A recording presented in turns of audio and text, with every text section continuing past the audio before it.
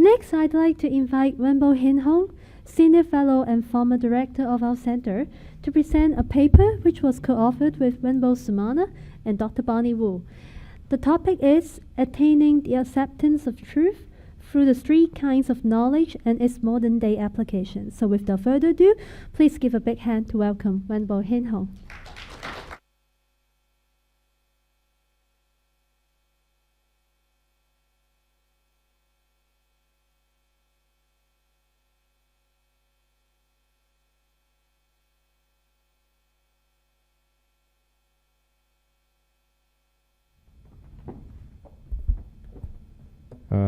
Venerable Dharmajyoti, dear friends and colleagues. The topic today is in search of a theoretical foundation for wisdom-oriented educations. So I have a proposal. I want to propose this topic from the perspective of the Buddha. So the proposal is that I say a wisdom-oriented education should be based on the Buddhist teachings of the three wisdoms of learning, thinking, and practice. And that is with special emphasis on the reflective acceptance of the teachings and the attainment of convictions in conformity. This is my main hypothesis. There's two aspects of wisdom that I would like to present to you. The first one is that Buddhist wisdom has the unique characteristic of being clarity, depth of understanding, and ultimate wisdoms. There's a lot of wisdoms, and there's a lot of understanding on everything in the world. However, if you do not understand something clearly, and have the ultimate understandings, then you would be like those people, the blind men touching the elephants, and each have their own understandings. And then when everybody have their own understanding, then there will be a lot of arguments. And if we understand something that is not clear and ultimate, then the decisions that we make on the foundation of such wishy-washy understanding would and probably lead to a lot of suffering. So in Buddhist knowledge, as you can see from the Buddha himself speaking, I went in to search for the world gratification, and I found it. Now you see, he found it. I have seen clearly with wisdom the full extent of gratifications. So there's two terms that I would point out. First one is clearly, and then to the full extent. If you do not understand fully and to the full extent, then the Buddha would hesitate to present it. Now, if you look at it in the second part, as long as I don't truly understand the world gratification, drawback, and escapes for what they are, I don't announce my supreme perfect enlightenment. So if you are talking about the supreme perfect enlightenment, the Buddha is giving us the conditions here, is that you must truly understand. If you do not truly understand, then you do not have the ultimate understanding of what things as they are. So this is two criteria that the Buddha presented for us, is that you must understand something truly and as they are, as the foundations for ultimate wisdom. The other aspect of wisdom that I want to present to you is that the Buddha said, if we talk about wisdom, that we must have a personal experience as reality as it is. Now the Buddha in this sutra, of the famous sutra of the holding of snake, there's a right way or wrong way of studying the Dharma. And he says, some misguided men learn the Dharma, the supreme teachings, but having learned the Dharma, they do not examine the meaning of these teachings with wisdoms. Not examining the teaching of these teachings with wisdom, they do not gain a reflective acceptance of them. So what if you don't get the reflective acceptance? Instead, they learn the Dharma only for the sake of criticizing others and for winning in debate, and they do not experience the good for the sake of which they learn the Dharma.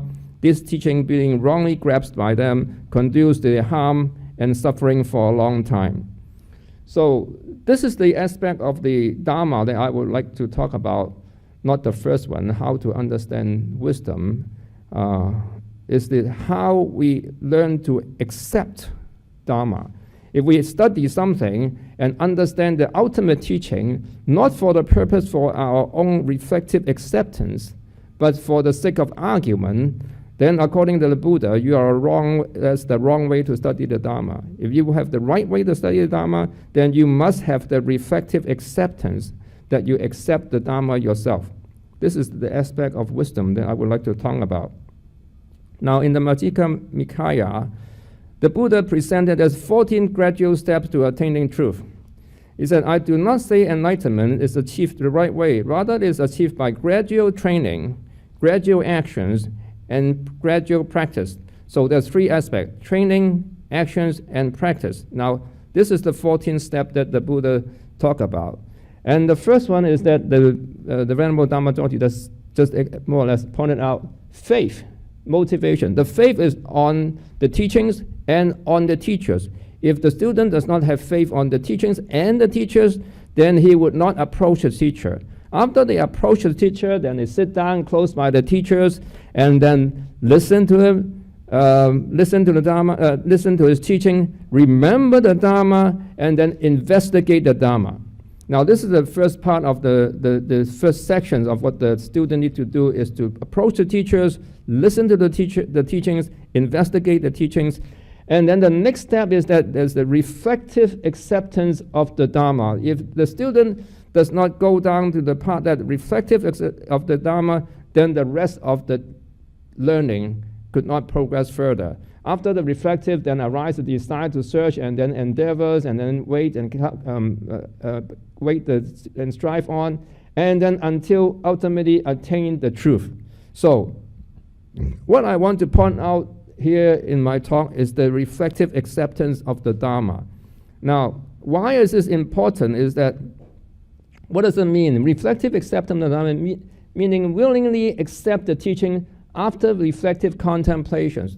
Now, if you study the Dharma or the teachings, not with the objective to accept the teachings and do not go through reflective contemplations, and so that you can conform with the teachings, then you are not benefiting and you are not progressing in the teachings. So that's why the Buddha pointed out it is very important. Early Buddhism considered this is a crucial stage for the following reasons. This makes the practitioner a Dharma follower.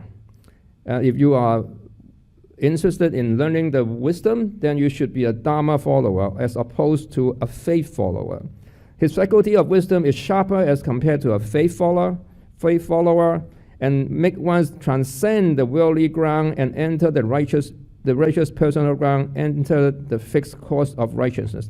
Once you enter the fixed course of righteousness, then you are sure of attaining the stream entry before death. So this is I just want to point out to you that in the early Buddhist teachings, this reflective acceptance of the Dharma is a prerequisite to attaining the fixed course of righteousness.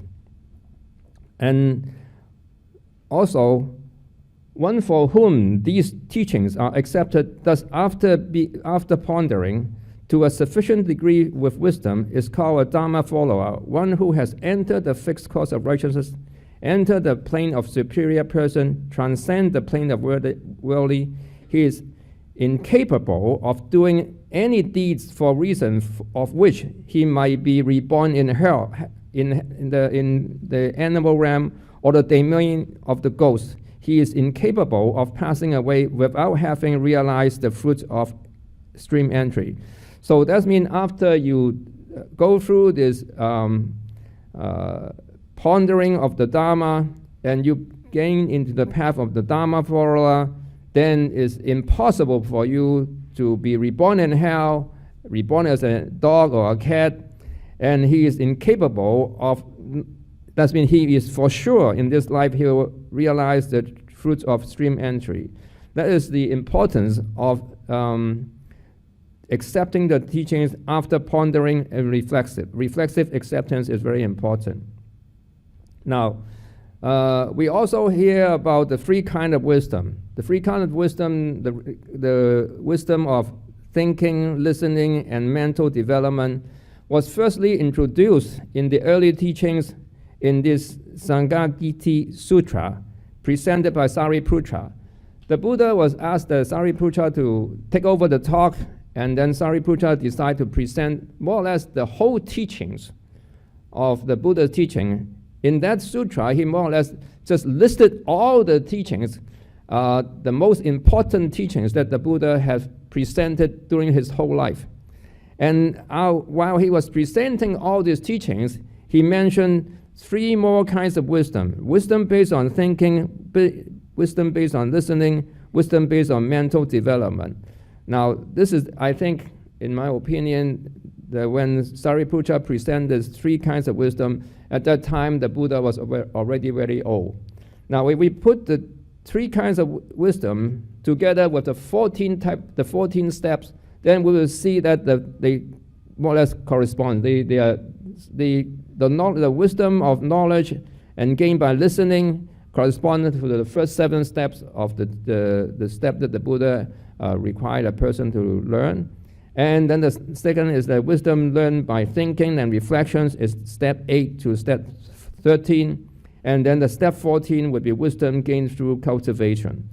So this is how I would see that if we want to follow the early Buddhist teachings of learning wisdom, so you must follow the listening, thinking, and cultivations. If you want to separate it, then the Buddha said there's 14 steps. Now, as I said before, I want to emphasize on the acceptance. Before I was talking about the reflective acceptance. Now, corresponding to reflective acceptance,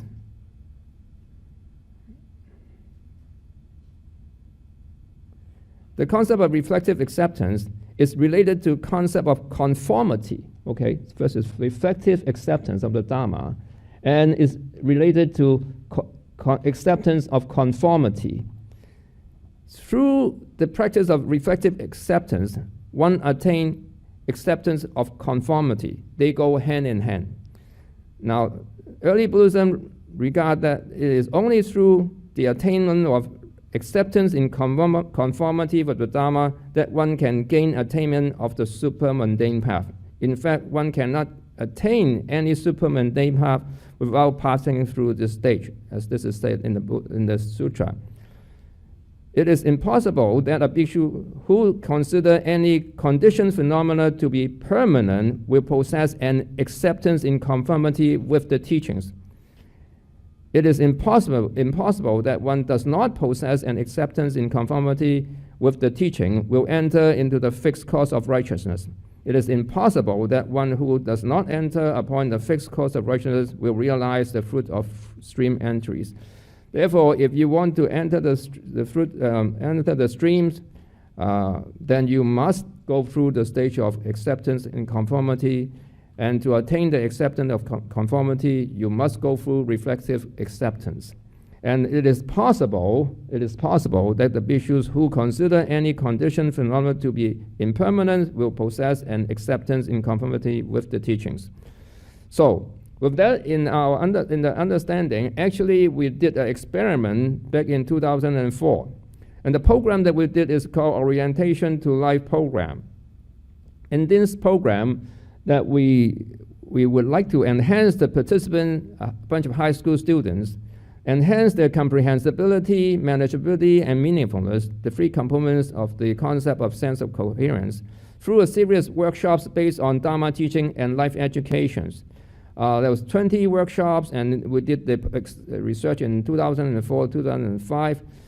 Various interactive activities were employed, video meditation practice, mini lectures, and the participants were secondary students. Research questions was that can the sense of coherence, ability to handle stress, and psychological well-being of a person be enhanced by participating in the program, life education based on concept of dependent originations. This is the research that it was 640, then we divided into experimental group 1, and experimental group 2. If you want to read this research, we will give you the link later on. This is our finding, which I think is interesting and relevant to our talk today. The Orientation to Life program was only able to enhance a subgroup student's ability to handle stress in the experimental group. For example, who are these people? Those who study Buddhist study with a passing grade, meaning those who fail, we were not able to help them. While failing to do so with the host experimental group, the shortfall of the program could come from not being able to be becoming a part of the normal school curriculum, because we were not part of the school curriculum and with regular class time, and we do not have the authority to assign homework. So the students only come to our workshops as a kind of entertainment, and we entertain them. And through still this period, we were able to help those people that have passed the exams. The findings show that Buddha's teachings of the three kinds of wisdom consists of a learning and thinking and realized by practice. What's important in the three wisdom seems to be correlated and interdependent. Further future programs that aim at enhancing student ability to handle stress and psychological well-being should consider including both theoretical teachings and experimental workshop in their design. This is what we did in 2004. Now I want to present to you how wisdom is understood in Mahayana Buddhism. Of course, we all know that the 6 paramita is the most important practice for the Bodhisattva. However, in the 6 paramita, there's 2 paramita that is concerned with wisdom. Of course, prajna paramita is concerned with wisdom. We all know that. However, in the kṣānti paramita, the paramita of patience, tolerance, forbearance, acceptance, endurance is also associated with wisdom. And the kṣānti paramita is what I want to present and discuss here. According to the Mahaprajnaparami Sutra, there are 2 kinds of kṣānti. Buddhism should practice 2 kinds of kṣānti. What are the 2? Firstly, when being scolded and insulted by all sentient being, a Bodhisattva should practice the patience of not giving rise to anger and subdued hatred. This is the type of kṣānti or patience that we all have in mind. However, there's another type of kṣānti, another type of patience that we talk about. Secondly, he should develop the acceptance of non-arising dharma. Of course, the acceptance of non-arising dharma is related to wisdom. This is what we want to point out. And this is the second type of wisdom that I want to talk about. Those bodhisattvas who reside in those 2 kinds of kṣānti can speedily accomplish the 6 paramita. So if you want to accomplish all the 6 paramita, then these 2 kṣānti, the kṣānti of patience and the kṣānti of acceptance of non-arising dharma, is crucial according to the Mahaprajnaparami Sutra. Now, so in the commentary to this the Mahaprajnaparami Sutra, in the commentary, the Satra, the Mahaprajnaparamita Satra by Nagarjuna supposedly, it is emphasized that in the Mahaprajnaparami Satra that it is through the practice of acceptance of conformity that a Bodhisattva can attain the acceptance of non-arising dharma. This is from the text. There are 2 kinds of non-arising contemplations. Firstly, the acceptance of conformity contemplations, and secondly, the acceptance of non-arising contemplations. The former is called non-arising, is actually acceptance of conformity without ultimate purity. With the continuous practice of acceptance conformity, acceptance of non-arising can be obtained with ultimate purity. So, if you analyze this, that first you must have conformity, acceptance of conformity. So you need to practice the contemplation of acceptance conformity. Only then you'll be able to attain the acceptance of non-arising. So they are related. Now this is how Kumarajiva explained the term acceptance of conformity. Acceptance means receptive and unchallenging. This type of practice is not yet able to develop insight of the true Dharma. However, with wisdom and faith of acceptance, the practitioner is willing to conform with the teaching without disagreement. According to his students, the one who compiled this text, this is the text. You can read Chinese, okay? Zhang Xiu, his student, with mind of acceptance and wisdom of conformity, the practitioner is ready to receive the truth.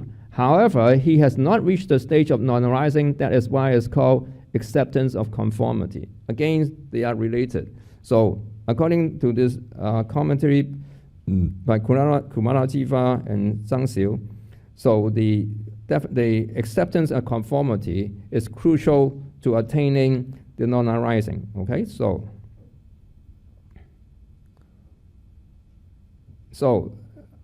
in other Mahayana texts, there's 3 kinds of acceptance.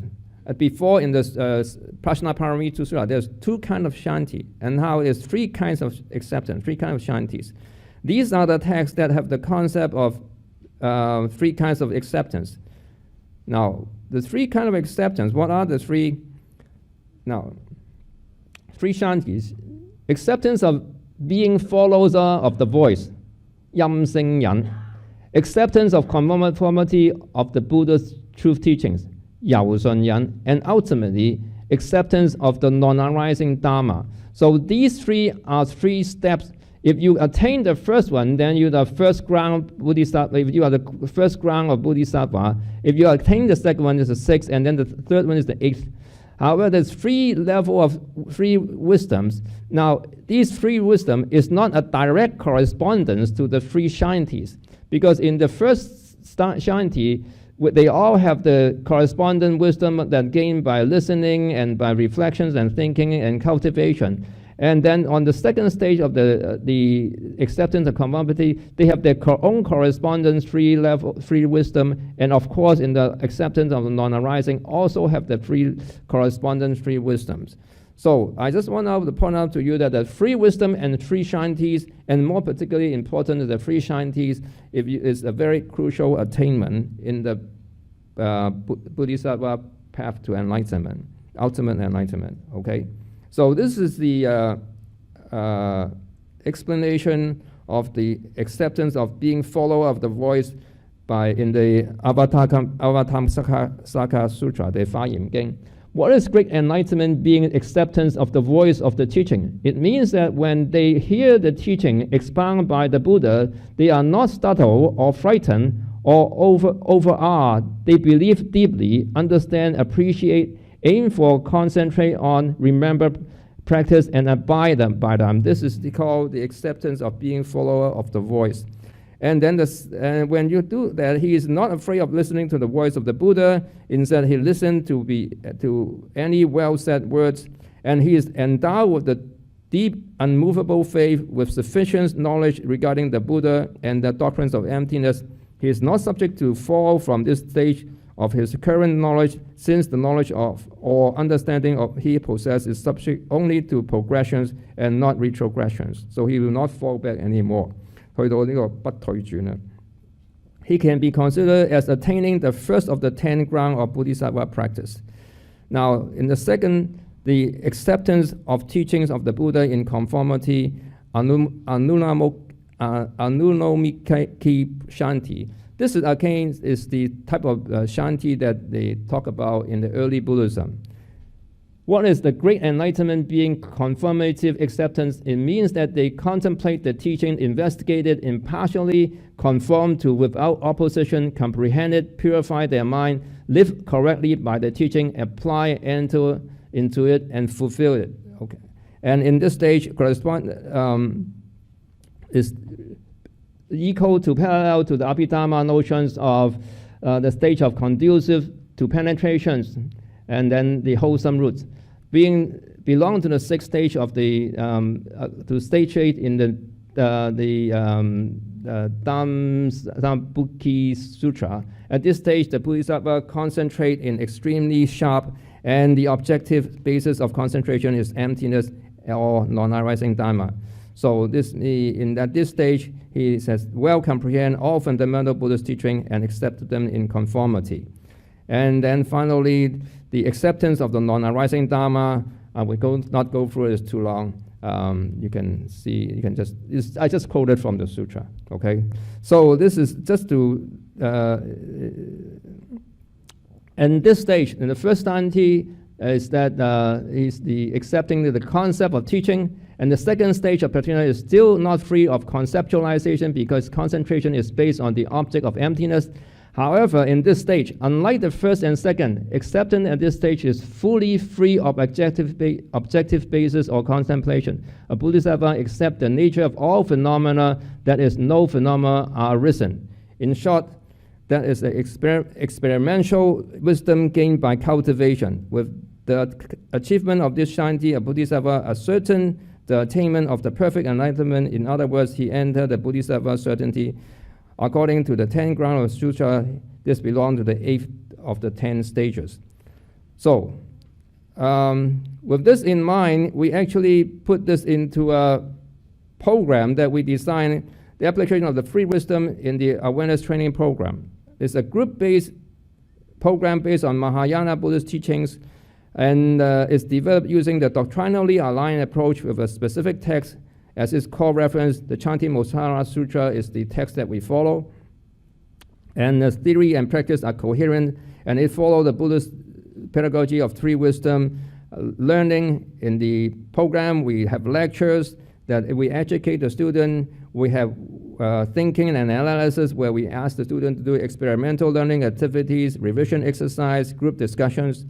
And then finally, we ask the student to meditate, and the meditation method that we taught them was from the Chanti-Motsara Sutra.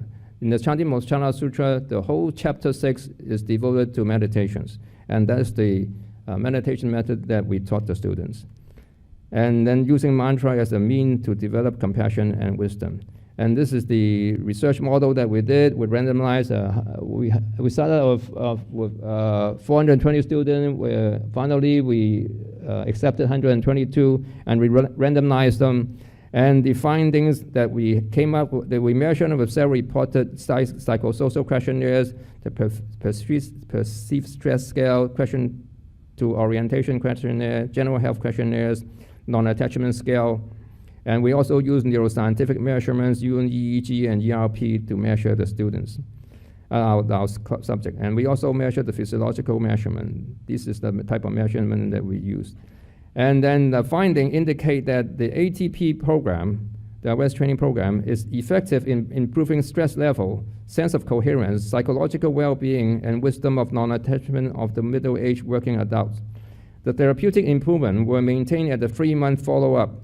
Wisdom in the form of non-attachment serves as the key component of the program to mediate the improvement of the level of perceived stress, sense of coherence, and psychological well-being. Basically, the wisdom of non-attachment was the most crucial, and is only attaining the wisdom of non-attachment that we were able to mediate or influence the other components. That is our finding from our data. And we also did some neurophysiological measurement. The prefrontal cortex will be activated when a person is practicing ATP program training of compassion and wisdom meditations. ATP training of compassion and wisdom meditation could enhance emotion regulations, with the prefrontal cortex playing an important role in it. In addition, greater heart rate variability was found in compassion meditations conditions compared to neutral word priming conditions. Converging evidence from neurophysiological and behavioral results suggested awareness training program is effective in regulating negative emotions, especially for compassion meditations. So these are the publication that we did related to this, the 3 type of learning and the program that we did. So that's all I have to say. Thank you very much. First, the finalize is that I wanted to. So this is what I started out with. Wisdom-oriented education should be based on the Buddhist teachings of the free wisdom, as I demonstrate to you that they are all important. They should not be presented or learned or presented to the students separately. The learning, thinking, and practice are all important. And after the free learning, the most important component is that they must go through the learning process and attain the reflective acceptance and the attainment of acceptance and conformity. Without the acceptance of teachings and without the attainment of acceptance and conformity, we will not be able to help the student, and certainly you will not be able to attain any kind of attainment in Buddhist practice. This is our hypothesis for the theoretical foundation for wisdom-oriented education. Thank you.